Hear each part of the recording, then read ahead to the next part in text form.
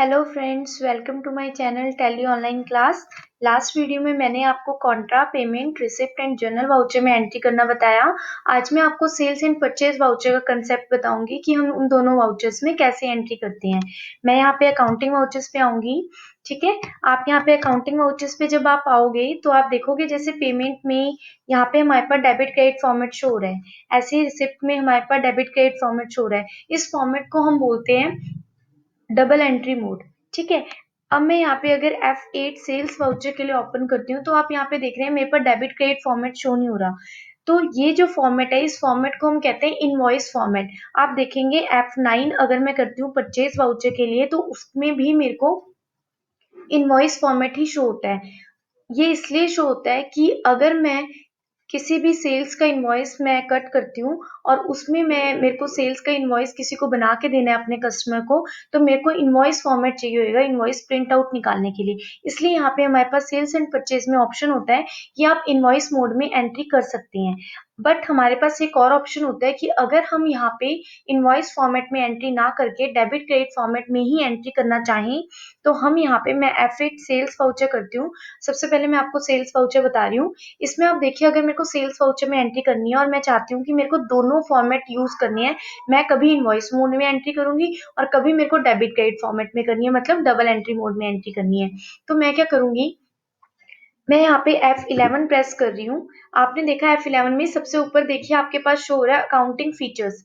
Accounting features जो show हो रहा है यहाँ पर आपके पास देखिए, आपके राइट हैंड साइड पे यहाँ पे जहाँ मैं कर्सर लेकर गई इनवॉइसिंग में, ये ऑप्शंस मेरे पास यस हो रखे हैं, अलाउ इनवॉइसिंग। ये ऑप्शंस आप हमेशा अपने जो पीसी में आप जहाँ पे टैली यूज कर रहे हैं उसमें आप यस रखिए। उसके बाद नेक्स्ट ऑप्शन है record purchase in invoice format, कि आप इनवॉइस फॉर्मेट में रिकॉर्ड परचेज वाउचर को भी आप इनवॉइस फॉर्मेट में रखना चाहते हैं तो उसको भी आप यस कर देंगे। ठीक है, तो ये जो ऑप्शंस हैं ये दोनों ऑप्शंस आपके यस होने चाहिए अगर आप चाहते हो कि आप अपने वाउचर को जब आपकी मर्जी हो आप इनवॉइस फॉर्मेट में कर दें और जब आपकी मर्जी हो तो आप डबल एंट्री मोड में डेबिट क्रेडिट फॉर्मेट में कर दें। तो आपके ये दोनों ऑप्शंस यस होने चाहिए अगर आप invoice mode to double entry mode and double entry mode to invoice mode चाहते हैं। अभी मैंने देखी ये दोनों ऑप्शंस मेरे यस हैं और मैं यहाँ पे इसको स्क्रीन को एक्सेप्ट करती हूँ। कंट्रोल ए से भी आप एक्सेप्ट कर सकते हैं, अदरवाइज आप एंटर एंटर करके भी एक्सेप्ट कर सकते हैं।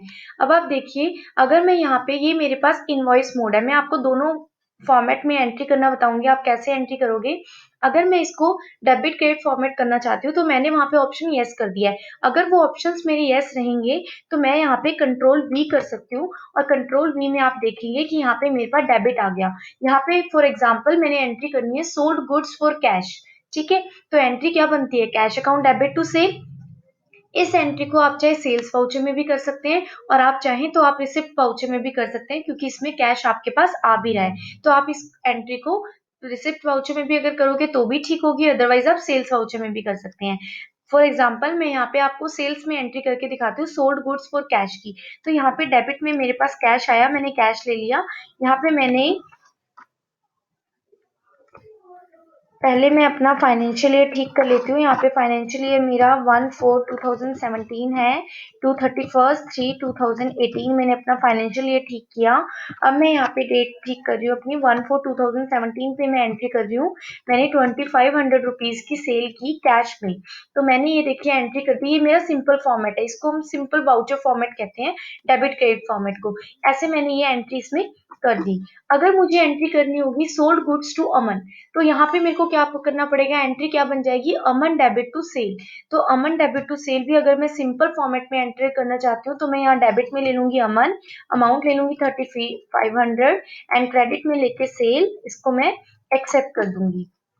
तो ये देखा आपने कि ये जो हमने एंट्री की है हमने डबल एंट्री मोड में की, सिंपल डेबिट क्रेडिट फॉर्मेट में। बट अगर आपको इनवॉइस फॉर्मेट में एंट्री करनी है, अगर आपने कस्टमर को इनवॉइस प्रिंट आउट निकाल के देना है तो आपको इनवॉइस मोड में ही एंट्री करनी पड़ेगी, तभी आपका इनवॉइस प्रिंट आउट हो सकता है। तो उसके लिए हम क्या करते हैं, यहाँ पे कंट्रोल प्लस वी प्रेस करेंगे। कंट्रोल वी से आप डबल एंट्री मोड से इनवॉइस मोड में आ सकते हैं एंड इनवॉइस मोड से डबल एंट्री मोड में आ सकते हैं।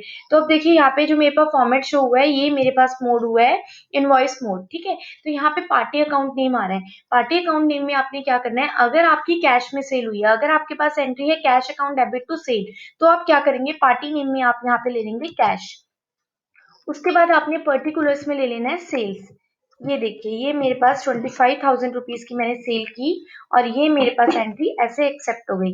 तो आपने अगर इनवॉइस मोड में एंट्री करनी होगी तो आप ऐसे एंट्री करके इसको एक्सेप्ट कर देंगे। उसके बाद नेक्स्ट है, अगर आपने एंट्री करनी है, अब मैं मान लो चाहती हूँ कि मेरे को sold goods to Aman entry करनी है।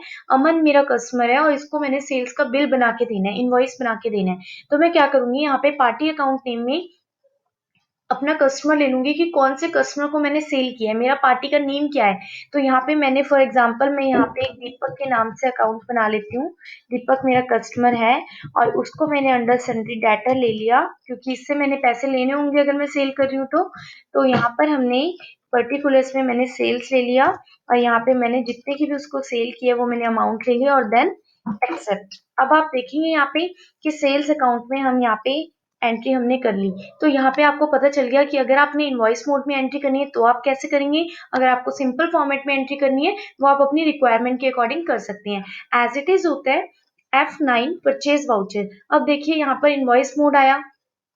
अगर आपने सिंपल फॉर्मेट में एंट्री करनी है आप कंट्रोल+V कर लीजिए। आपके पास एंट्री आई परचेज गुड्स फॉर कैश। तो आप क्या कर लेंगे, परचेज गुड्स फॉर कैश के लिए आप यहाँ पे क्रेडिट में कैश ले लेंगे। यहाँ पे आप अमाउंट ले लोगे आपने कितने की परचेज की है, देन डेबिट में यहाँ पे परचेज आ जाएगा। परचेज का लेजर मेरा नहीं बना हुआ है इसलिए मैं यहाँ पे Alt+C से परचेज का लेजर यहाँ पे मैं क्रिएट कर रही हूँ। अंडर परचेज अकाउंट आता है परचेज का लेजर और इसको मैंने एक्सेप्ट कर लिया। अब देखिए यहाँ पे मेरे पास एंट्री हो गई purchase account debit to cash. और आप ये भी कह सकते हैं कि परचेज टू कैश में कैश हमारे पास से जा भी रहा है तो आप इस एंट्री को पेमेंट वाउचर में भी कर सकते हैं। तो अगर आप पेमेंट वाउचर में भी इस एंट्री को करेंगे तो भी एंट्री आपकी सही होगी। आपके पास ऑप्शन है, आप इसमें भी कर सकते हैं और उसमें भी कर सकते हैं।